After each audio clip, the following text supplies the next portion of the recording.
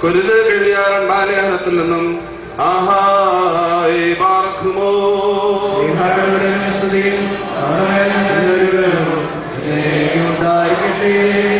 എന്നാൽ ഞാൻ ക്രിസ്തുവിന്റെ സുവിശേഷം അറിയിപ്പാൻ ത്രോവോസിൽ വന്നാറെ കർത്താവിന്റെ പ്രവൃത്തിക്കായി എനിക്കൊരു വാതിൽ തുറന്നു കിട്ടിയപ്പോൾ എന്റെ സഹോദരനായ തീത്തോസിനെ കാണാനിട്ട് മനസ്സിൽ സ്വസ്ഥയില്ലാകയാൽ ഞാൻ അവരോട് യാത്ര പറഞ്ഞ് മക്കതോനിക്ക് പുറപ്പെട്ടു.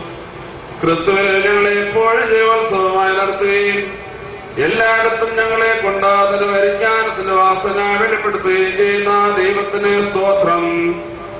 രക്ഷിക്കപ്പെടുന്നവരുടെയിലും നശിക്കുന്നവരുടെയിലും ഞങ്ങൾ ദൈവത്തിന് ക്രിസ്തുവിന്റെ സൗരഭ്യവാസനയാകുന്നു.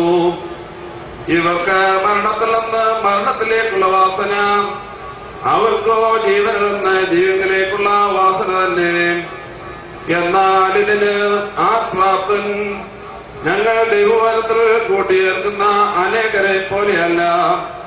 നിർമ്മലതയോടും ദൈവത്തിന്റെ കൽപ്പനയാലും ദൈവസന്നിധിയിൽ ക്രിസ്തുവിൽ സംസാരിക്കുന്നു.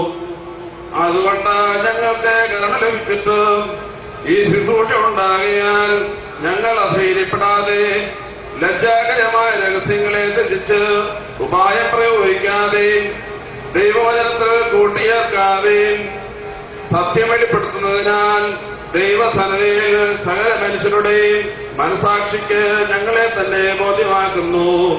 ആഹാ.